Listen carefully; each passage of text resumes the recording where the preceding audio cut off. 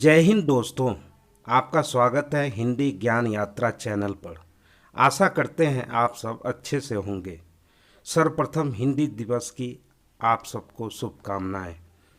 आज ही के दिन हिंदी को राजभाषा का दर्जा दिया गया था। हिंदी हमारी पहचान है। अक्सर देखा गया है कि अभ्यास के अभाव में हिंदी विषय में आशानुकूल अंक प्राप्त नहीं हो पाते, अतः पूर्व वर्ष के प्रश्नों का अभ्यास करना अत्यंत आवश्यक है।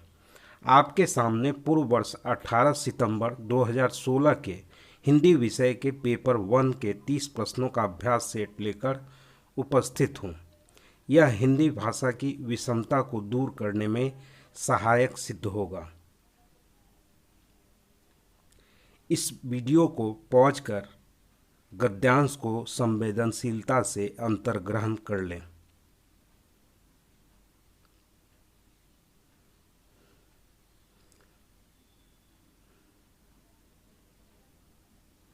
अब पहला प्रश्न आपके समक्ष प्रस्तुत है। कवि उन्हें नमन कर रहा है जो दूसरों को प्रेरणा देकर मरते हैं, लाखों दीपक जलाते हैं, लहरों पर नाव चला लेते हैं, सरल मार्गों पर चलते हैं। परहित कर स्वयं मिट जाना संसार का सबसे बड़ा धर्म होता है। अतः जो दूसरों को प्रेरणा देकर मरते हैं उन्हें कवि नमन कर रहा है।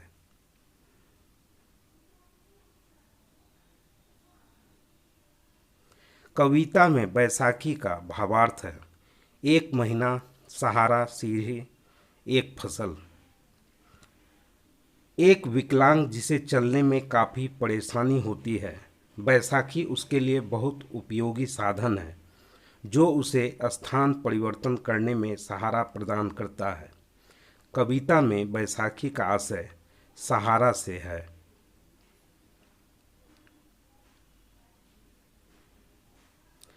पानी की प्यास बुझाना आशा है में अलंकार है, अनुप्रास, मानवीकरण, उपमा, रूपक। इस काव्य पंक्ति में प वर्ण की आवृत्ति कई बार हुई है। जिस वाक्य या काव्य पंक्ति में किसी एक वर्ण की आवृत्ति बार बार हो उसमें अनुप्रास अलंकार होता है।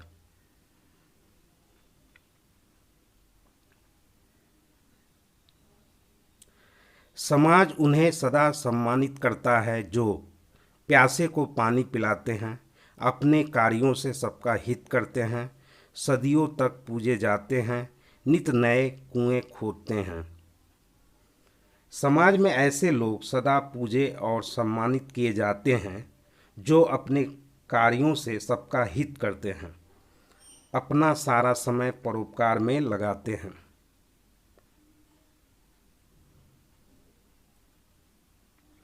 कवि के अनुसार उनका जीवन आसान नहीं है जो लोगों के सामने हाथ फैलाते हैं, बैसाखी के सहारे चलते हैं, परिश्रम से बीती बहारों को लौटा लाते हैं, स्वयं अपने ही लिए साधन जुटाते हैं। खोई हुई खुशियाँ पुनः वापस लाना बड़ा कठिन कार्य होता है। कवि के अनुसार ऐसे लोगों का जीवन आसान नहीं होता जो अपने परिश्रम से बीती बहारों को लौटा लाते हैं।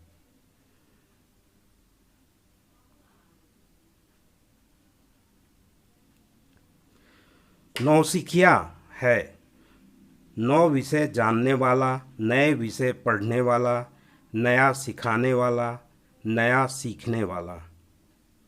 पूर्व में कभी न किए गए कार्य को करने अथवा सीखने वाले को नौसिखिया कहा जाता है।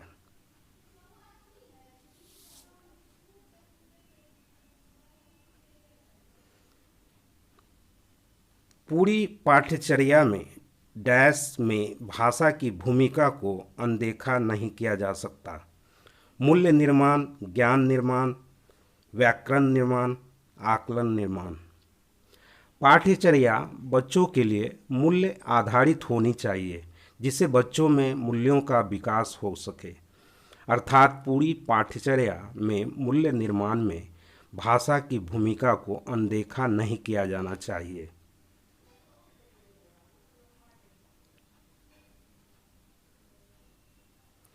प्राथमिक कक्षाओं के भाषा शिक्षक होने के नाते आपकी सर्वाधिक महत्वपूर्ण भूमिका है। बच्चे की भाषाई क्षमता के विकास के लिए तरह तरह के अवसर जुटाना, बच्चों को वाद विवाद के लिए तैयार करना, विद्यार्थियों को सर्वाधिक अंक प्राप्त करने के लिए तैयार करना, कक्षा में पाठ्य पुस्तक का अच्छी तरह से निर्वाह करना। प्राथमिक कक्षाओं में भाषा शिक्षक को बच्चे की भाषाई क्षमता के विकास के लिए बच्चों को विभिन्न अवसर उपलब्ध कराने होंगे, जिससे बच्चे सहजता से अपने विचार प्रकट कर सकें।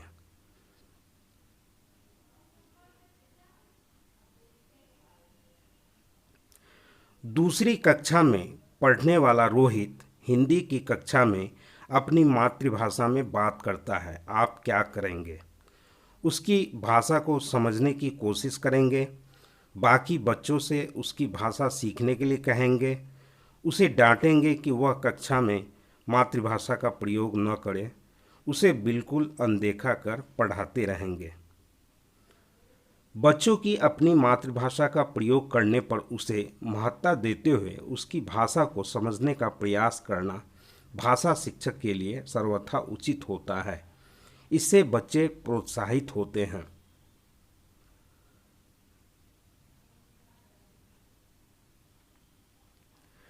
पढ़ना सीखने के लिए कौन सा उपकौशल अनिवार्य नहीं है? भावनात्मक संबंध, वर्णमाला याद करने का कौशल, अनुमान लगाने का कौशल, भाषा की संरचना की समझ। पढ़ना सीखने के लिए अनुमान लगाने का कौशल कोई महत्व नहीं रखता, अतः यह अनिवार्य उपकौशल नहीं है।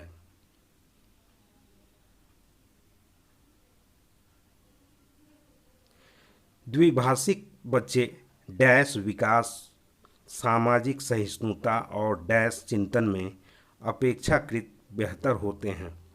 संज्ञानात्मक सीमित, संज्ञानात्मक विस्तृत, संक्रियात्मक सीमित, संक्रियात्मक केंद्रित। द्विभाषिक बच्चे संज्ञानात्मक विकास, सामाजिक सहिष्णुता और विस्तृत चिंतन में अपेक्षाकृत बेहतर होते हैं।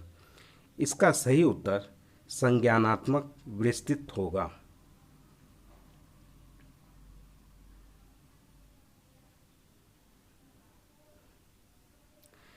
निम्नलिखित में से किसके अभाव में हम पढ़ नहीं सकते?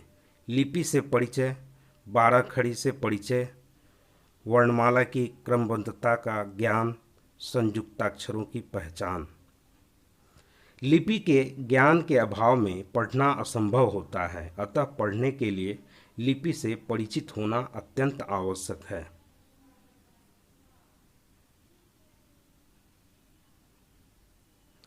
भाषा और विचार के संबंधों की चर्चा में अग्रणी है पियाजे, स्किनर, चॉम्स्की, वाइगोत्स्की। चॉम्स्की के अनुसार भाषा क्षमता बच्चों में जन्मजात होती है, इसलिए भाषा और विचार के संबंधों की चर्चा में चॉम्स्की अग्रणी हैं।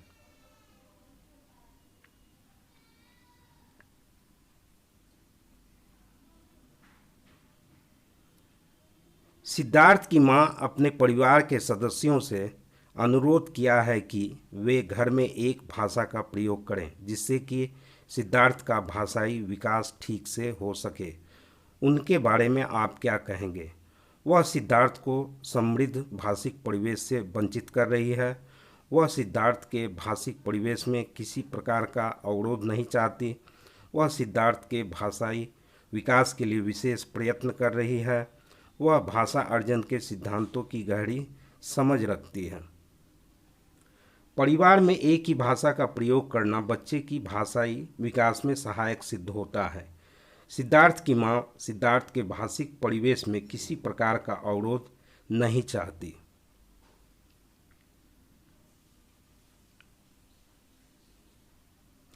प्राथमिक स्तर पर भाषा शिक्षण के संदर्भ में सर्वाधिक महत्वपूर्ण है कि बच्चे लिखी छपी सामग्री का अर्थ समझ सके, लिखी छपी सामग्री को बोल बोल कर पढ़ सके, अक्षरों को जोड़ जोड़ कर पढ़ सके, शब्दों को जोड़ जोड़ कर वाक्य पढ़ सके। पढ़ने का मुख्य उद्देश्य अर्थ ग्रहण करना होता है। अतः प्राथमिक स्तर पर भाषा शिक्षण के संदर्भ में बच्चे का लिखी या छपी सामग्री का अर्थ समझ पाना सर्वाधिक महत्वपूर्ण होता है।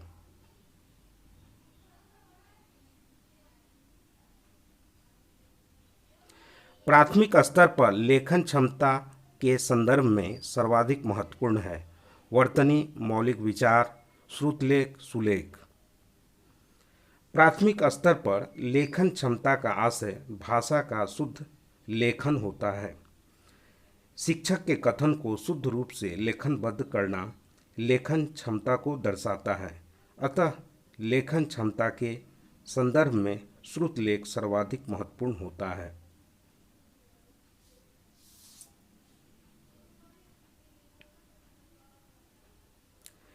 निम्नलिखित में से कौन सी गतिविधि श्रवण एवं वाचन कौशलों के विकास के लिए सर्वाधिक उपयुक्त होगी? रेडियो समाचार सुनना, कहानी सुनाकर उस पर बच्चों की प्रतिक्रिया जानना, हाव भाव के साथ कविता बुलवाना, प्रश्नोत्तर सत्र आयोजित करना। श्रवण एवं वाचन कौशल के विकास हेतु शिक्षक द्वारा बच्चों को कहानी सुनाकर उसके बारे में बच्चों से प्रतिक्रिया जानना सर्वाधिक उपयुक्त गतिविधि होती है। इससे बच्चों में आत्मसातीकरण का परिदृश्य प्रदर्शित होता है।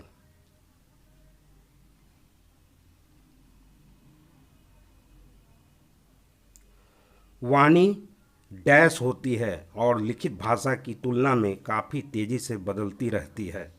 गौण, स्थिर, अस्थायी, अस्थायी। वाणी समयानुसार परिवर्तनशील होती है, अतः यह अस्थायी होती है तथा लिखित भाषा की तुलना में तेजी से परिवर्तित होती रहती है।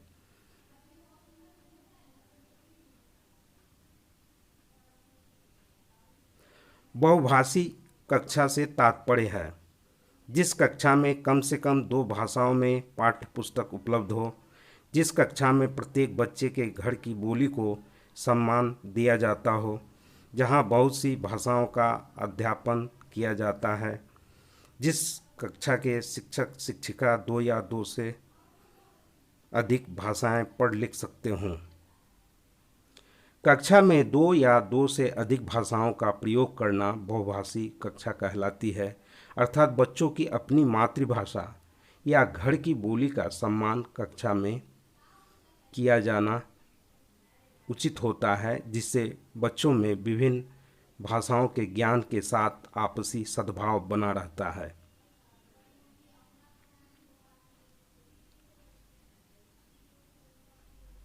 संज्ञान के स्तर पर विकसित डैश अन्य भाषाओं में आसानी से अनुदित होती रहती है। ज्ञान क्षमता, व्याकरण क्षमता, तर्क क्षमता, भाषा क्षमता। संज्ञान के स्तर पर जो भाषा क्षमता विकसित हो जाती है वह सरलता से अन्य भाषाओं में भाषांतरित अर्थात अनुवादित हो जाती है।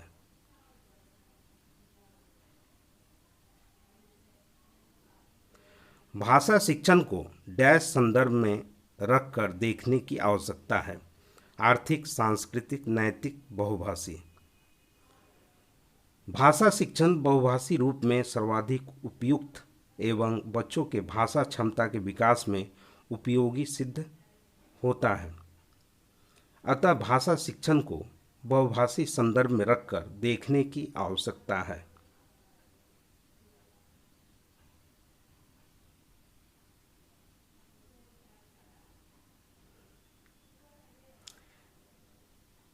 इस गद्यांश को ध्यान से अवलोकन कर लें।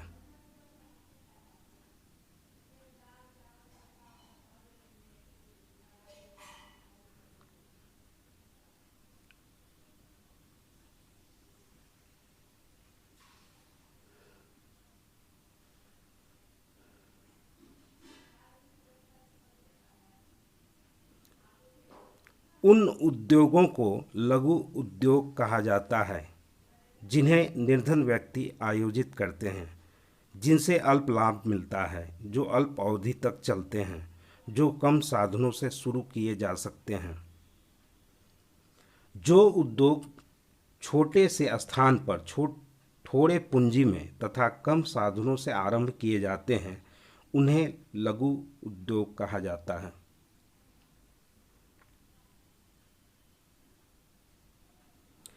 मशीनीकरण से तात्पर्य है मशीनों का अधिकाधिक उपयोग, मशीनों का अधिकाधिक निर्माण, मशीनों की अधिकाधिक उपलब्धता, मशीनों की अधिकाधिक खरीद।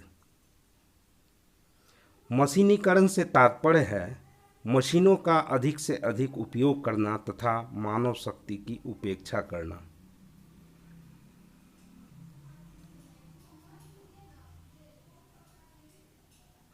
लघु उद्योग को प्रश्रय देने के संदर्भ में गांधी जी की क्या धारणा थी?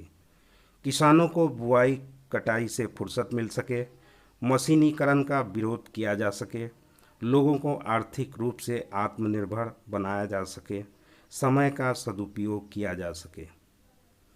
लघु उद्योग को बढ़ावा देने के संदर्भ में गांधी जी की धारणा अधिक से अधिक लोगों को आर्थिक रूप से आत्मनिर्भर बनाने की थी।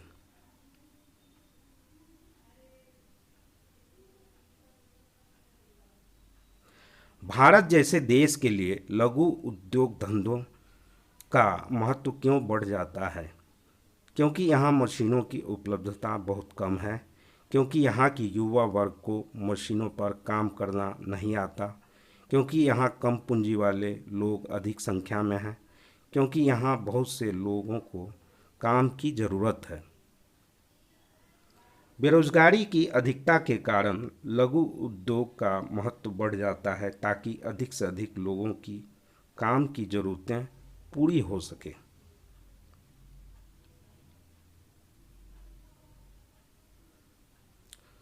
विषमता का विपरीतार्थ है सामान्यतः समानता, असमानता, प्रतिकूलता। विषमता का अर्थ असमानता है, इसका विपरीत अर्थ समानता होता है।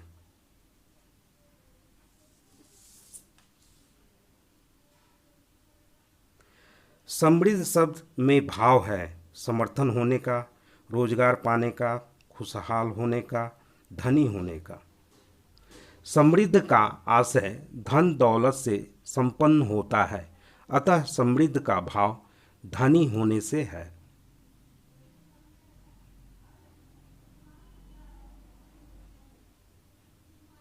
अल्पता शब्द है तत्सम देशज विदेशी तद्भव। बिना किसी परिवर्तन के संस्कृत से आए हिंदी में प्रयोग किए जाने वाले शब्द तत्सम शब्द कहलाते हैं। अल्प तत्सम शब्द है, इसके अंत में ता प्रत्यय जुड़कर अल्पता शब्द बना है, यह भी तत्सम शब्द है।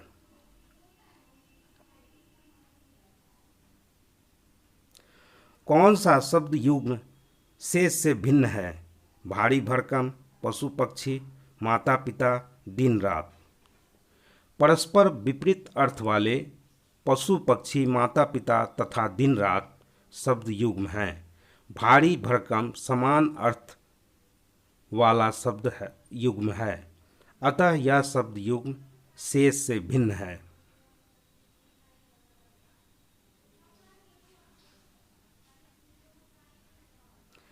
गद्यांश के अनुसार प्रशय शब्द का भाव है नियुक्ति करना, अनुमोदन करना, स्वीकृति देना, संरक्षण देना। गद्यांश के अनुसार प्रशय शब्द का भाव आश्रय देना अथवा संरक्षण देना होता है। आशा करता हूँ पूर्व वर्ष के प्रश्नों के अभ्यास से हिंदी विषय की कठिनाई दूर हो गई होगी। ऐसा है तो कमेंट करें, अच्छी लगे तो लाइक करें, अपने दोस्तों को शेयर कर उनकी मदद करें, सब्सक्राइब कर बेल आइकन को दबाकर कृपया मुझे प्रोत्साहित करें। धन्यवाद।